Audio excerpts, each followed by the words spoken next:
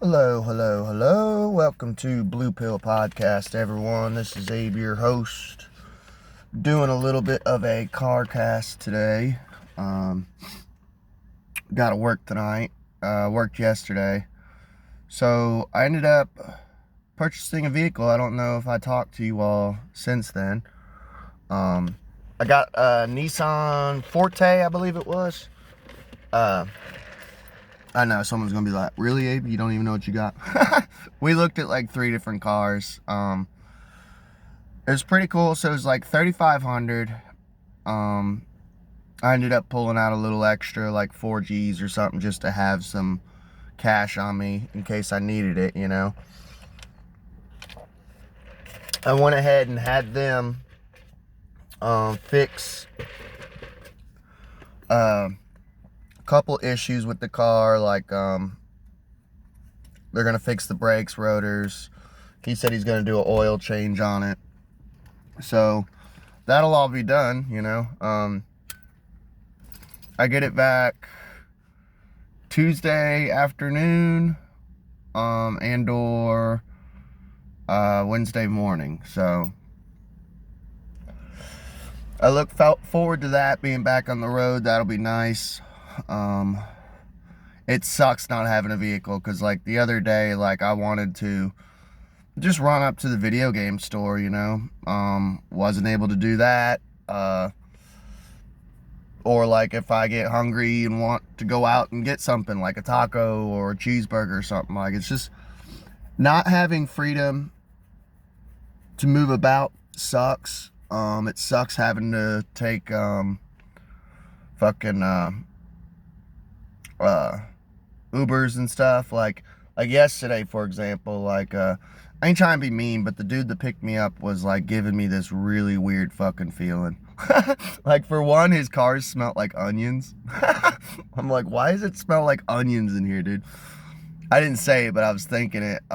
He had like one of those cars too that auto lock, like, and as a passenger you can't unlock it. It's kind of creepy. Luckily I always keep a knife on me, but I'm like, man, I don't want to shank this dude. I ended up sitting behind him. I don't know, he was just a little out there. Like, he started taking me the wrong way. I'm like, we're supposed to go that way. So then that creeped me out even more. I mean, I started having a regular Uber driver that you can like favorite and like request them. She was cool, but like, yeah, this dude and the lady before was kind of rude. Like, I don't know, Ubering sucks. But as far as that, just feeling a little under the weather, dude, I was sleeping so good, man. I mean, I was drooling on my pillow. That's how you know you're sleeping good. That's about it for updates. Just working. Got 32 hours this week. I may try to pick up another shift. I'm not sure yet. It just kind of depends on how crazy life is, because getting this car and doing all that shit, that's been wearing my ass out. Like, we spent like 3 hours test driving it, going to the bank, filling out the paperwork, all that fun shit. So that's why I didn't podcast for the past day or two. But yeah, I should be getting back into the podcasting game. So I bought this paper the other day. 2 things. We had just talked about Camp Nelson, and apparently this happened yesterday. I'm not sure about this other one. We'll look into it, but yeah, this just happened yesterday, this Camp Nelson article, and then I found an Eddie Montgomery article. So I've actually covered, as weird as it sounds, Eddie Montgomery on this channel before. I actually used to know the guy through passing. He was a regular at McDonald's. I kind of got to learn the lore, his story of his divorce and battles with cancer, losing his restaurants. So if you would like to kind of hear about that, I did a duology episode, a two-parter. I did, it was called Famous People I Have Met. It's 1 and 2. I can't remember which one specifically has Eddie Montgomery on there. But go check that out. It's just kind of funny stories of me meeting different famous people, like Angie Harmon's on there. Doyle from the Misfits is on there. I met Smurfette. Yeah, just a bunch of different random famous people that I've met throughout the years.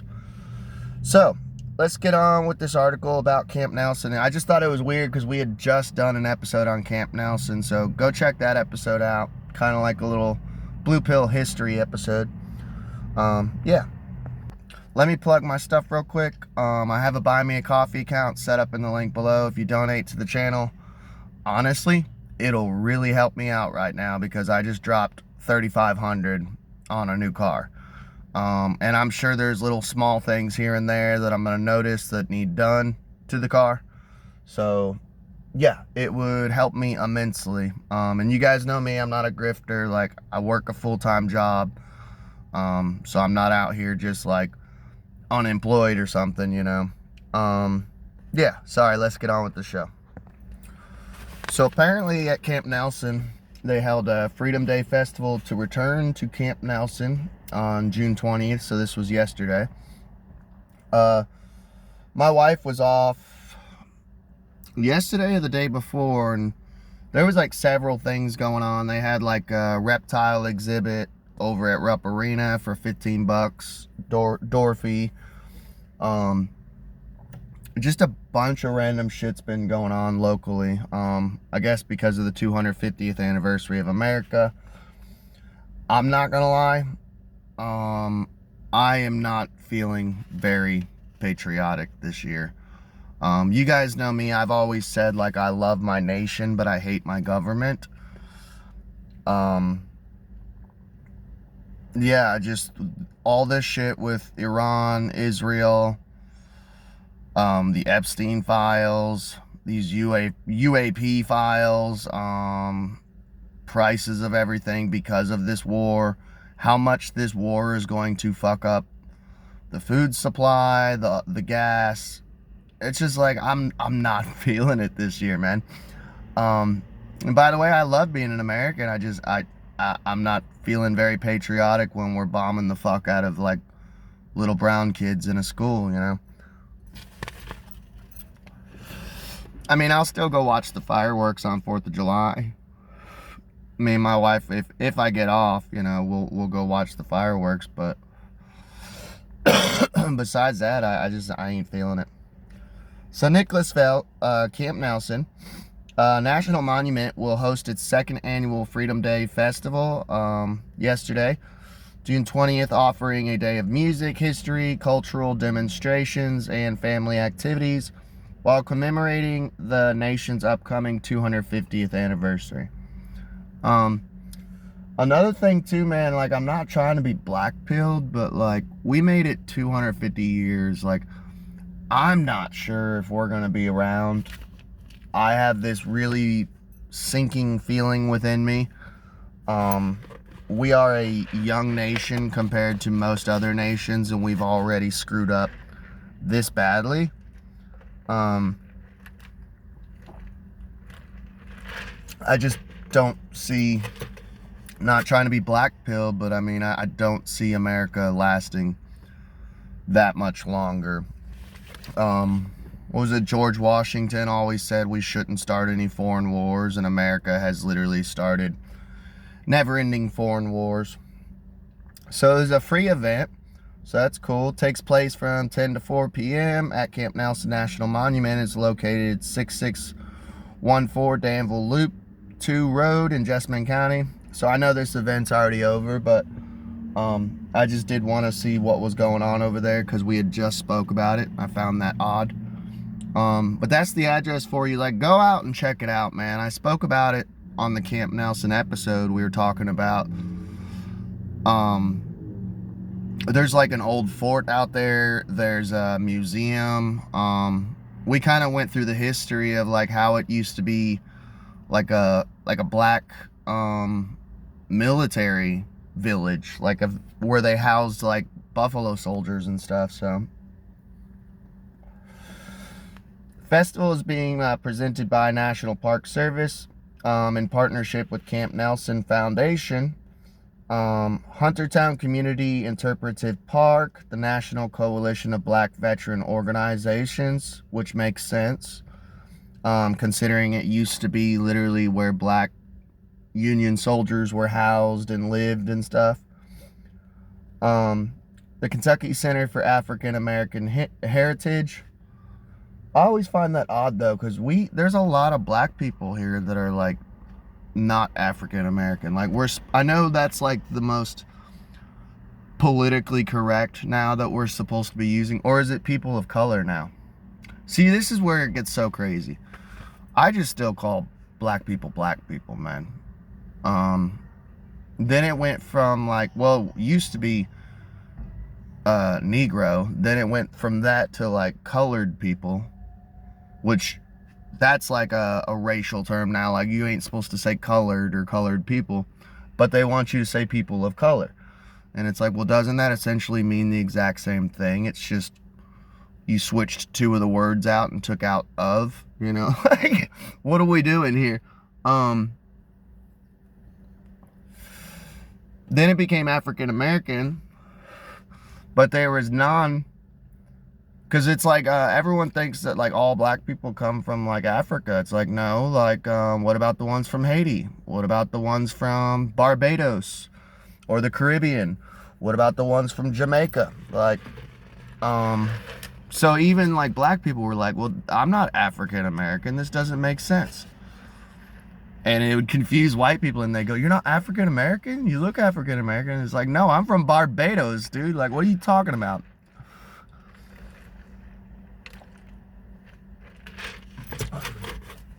So I don't know. I just find it funny. The Jessamine County Public Library, they're always doing shit. We went, they're actually doing like a rededication of the Revolutionary War Monument. We went to Daughters of the Revolutionary War. They had like a exhibit we went to at the library. It was pretty cool with all these flags and uniforms, and they're always doing something cool. Organizers said the event commemorates Freedom 250 by recognizing the Independence Day celebration held at Camp Nelson on July 4th, 1865 by African American soldiers and refugees. So they held one in 1865 by the Buffalo Soldiers and stuff. The festival also highlights the Brigadier General Charles Young Memorial Historical Corridor, a 170-mile route connecting Camp Nelson and Jessamine County to Charles Young Buffalo Soldiers National Monument in Wilberforce, Ohio. That's crazy. I've never been there, and me and Sammy, we love like checking out Civil War monuments, Civil War museums. We like to do a lot of hiking. Perryville Battlefield's really cool. So yeah, I've never heard of that one. We'll have to check it out. Visitors will find live music, arts, crafts, food vendors, children's activities, guided talks, and cultural demonstrations throughout the day. So let's see, 2A. Let me fold this up.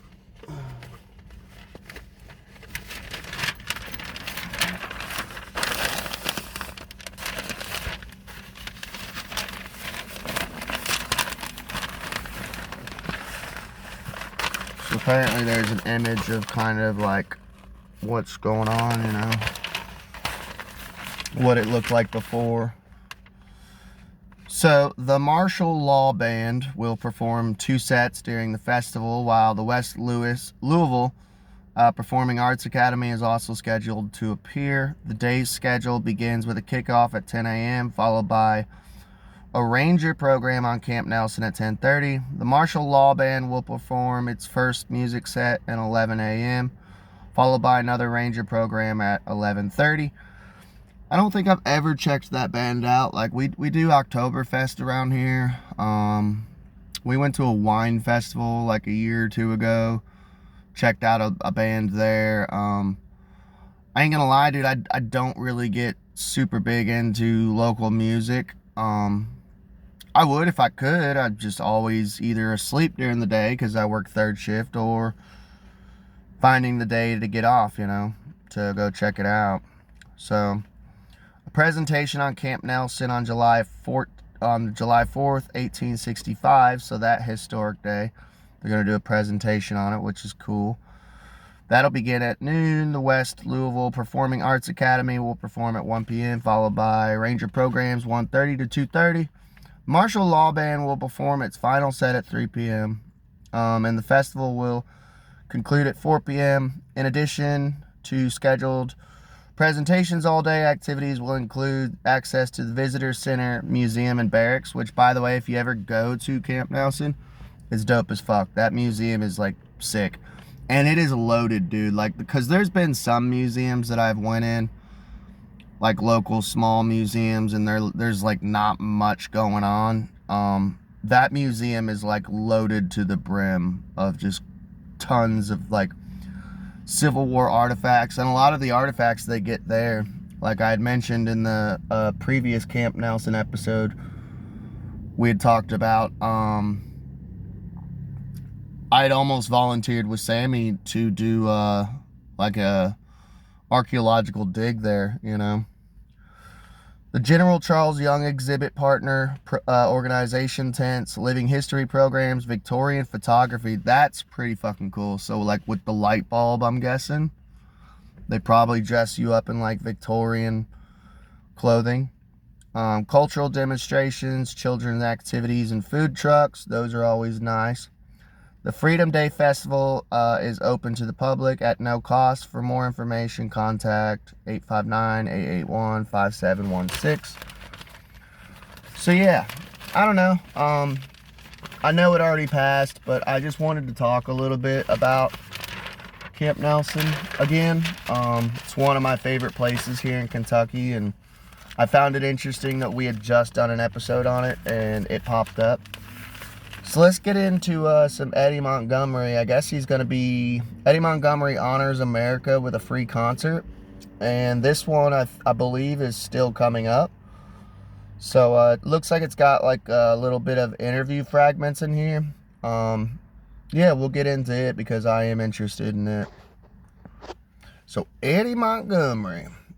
He's lead singer of Montgomery Gentry too. Eddie Montgomery honors America with a free concert. In Danville, Eddie Montgomery has played stages all over the country. The one that means the most to him is in Danville. He used to live in Perryville, Kentucky. I've actually been to his childhood home. It's pretty neat. You can go out there, like it's abandoned now, it's all boarded up, but it's kind of like a tourist spot. I think there might be like a historical sign out front, but you can just go and take pictures of the outside. Like you can't go in the house, but it is kind of neat. I'm not super big on country. I like Johnny Cash. I like old outlaw country. George Strait's pretty cool, but it is neat. I like history in general. Even if I don't like the music, that doesn't mean that I can't value and appreciate some historical spot, The Montgomery Gentry co-founder will perform a free concert, a free America 250th celebration concert at 7 p.m. Friday, July 3rd. So if you live locally, you'll be able to go. If I'm off, I might go out there. It's free, just to get out of the house and do something different. Even if I'm not huge on the music, a free concert's a free concert. At Millennium Park in Danville, I've been there. It's a nice park. Marking the nation's 250th anniversary, a few miles from where he grew up. It's our birthday, man, Montgomery said. and to celebrate it in my own town where we cut the video for my town. It's awesome. That video was no accident. Montgomery grew up in Boyle County, came up watching his parents gig at local clubs, and never moved far from where he started. He said no stage feels like the one at home. Being born here, I used to live in Danville too. It's actually a decent town. It's like the perfect size town because it's not too big, but it's not too small. It's a college town. Very prosperous because it was like, as far as all the towns around here, it was one of the few towns that was a wet town. If you don't know what that means, it means it sells alcohol, which means that's why it would become prosperous. Harrodsburg used to hate Danville because Danville was so wealthy and prosperous, because they were smart enough to have a wet town, you know. To me, that's just kind of like common sense. Like, you guys want taxpayer money, make the town wet, you know. Let's see, where did I leave off? So being born here and raised up around all these counties, because my mom and dad played music, he said, it's going to be fun. It's going to be wild, and we're ready for the party. The career that grew out of those early gigs went national with Montgomery Gentry. Montgomery landed 5 #1 country radio hits, joined the Grand Ole Opry, and was inducted into Kentucky Music Hall of Fame. He still tours coast to coast. None of it, he said, moved his people. See, that's what's so crazy, man, is he did end up getting big. Like, because we moved, I've lived half my life in Kentucky and half my life in Florida, and he was big enough that, like, we met him in a FYE. If you guys remember what those were, they used to sell like records, CDs, video games, t-shirts, sold basic media. And when we first moved here and we were checking out Danville, my sister-in-law knew who he was, recognized him. He was wearing like this big ass black trench coat, like a duster, wearing a big black cowboy hat, and like, she's like, holy shit, that's Eddie Montgomery. And the cashier was like, yeah, like, he's a regular here, you know. You want to go meet him? And she's like, hell yeah. So she went up and got a hug and a picture with him and shit. But yeah, he was big, man, back in the day. I'm not sure how big he is now, but because, like I said, he went through that cancer, lost a bunch of weight, was not doing too hot. His wife divorced him like during his cancer stages. So he says, all my kinfolks are here. He said, my brother lives 15 minutes from me. Everybody is around here. That's the cool part of it. This is my hangout. I live here and I love it.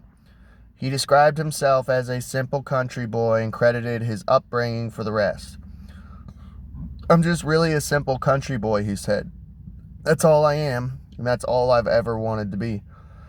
Here's how small Kentucky is, man.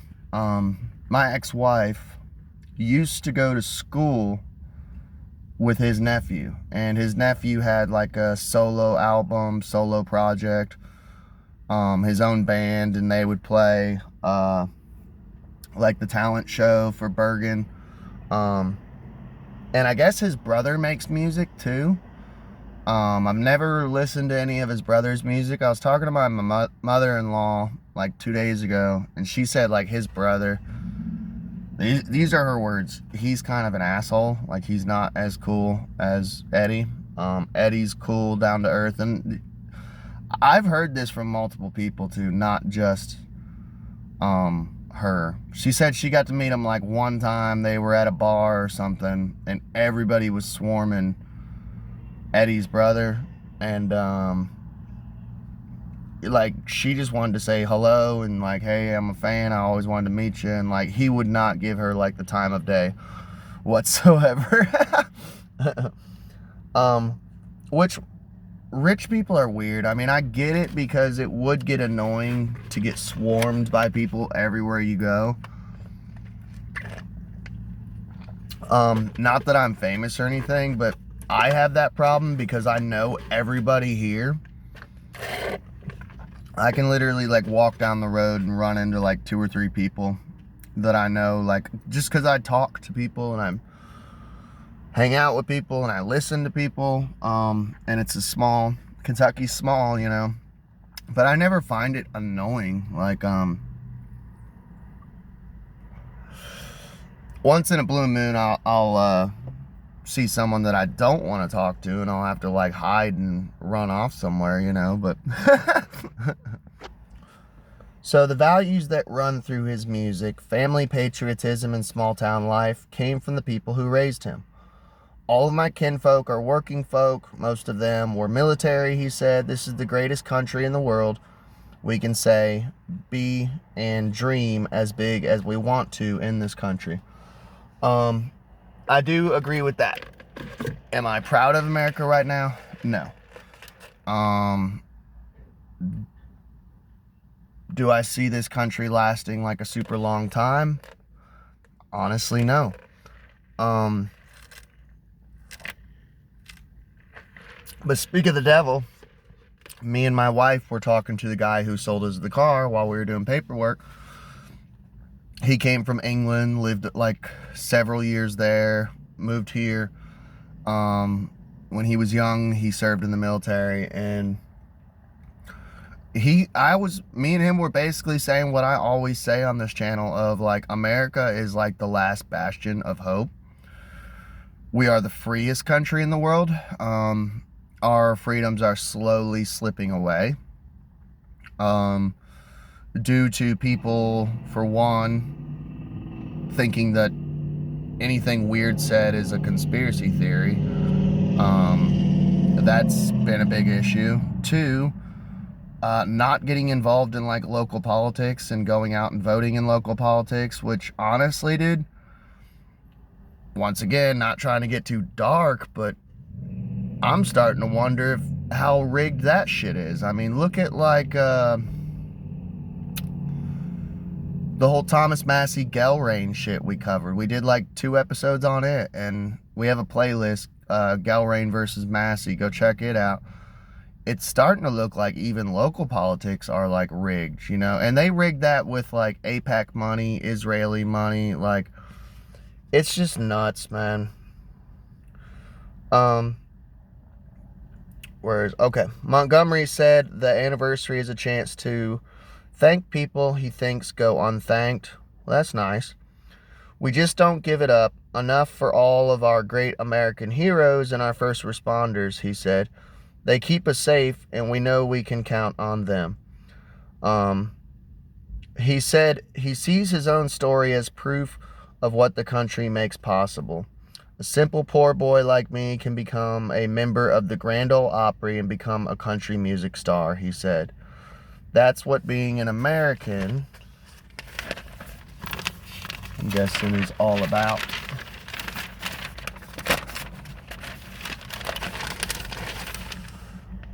Means to me. That career has also carried loss. Montgomery Gentry ended in 2017 when his longtime partner Troy Gentry died in a helicopter crash. That's interesting. Why is it always helicopter crashes? Like, wasn't it Oliver Tree died last week in a helicopter crash? And then you had that basketball player. Was it LeBron? No, it wasn't LeBron James. It was Kobe. Died in a helicopter crash. We actually covered that. Like, we showed that where it got predicted in a cartoon. Like, that's fucking weird. Even when I do a Blue Pill podcast, I end up getting into conspiracies. I think it's hilarious. So Troy Gentry, I wonder if that was his brother then. And here I was just speaking ill of him. You know, speaking ill of the dead. The two had promised each other that whoever was left would keep the band going. Montgomery kept his word. Aw, that's sweet. I'm keeping it going. I'm keeping my promise, he said. Text message, sorry. And a day don't go by that I don't talk about him. A day don't go by that I don't miss him. So that's sweet. So let me know what you guys think. I wanted to just kind of tell you what's been going on locally. I kind of wanted to do an episode in general, just discussing the 250th anniversary of America, my thoughts on it, how I feel about it right now. I'm not trying to drag you down. Just let me know, am I the only one feeling this way? Do you guys feel this way too? We live in strange and interesting times. Love y'all. Please like, share, and subscribe, and y'all have a good day.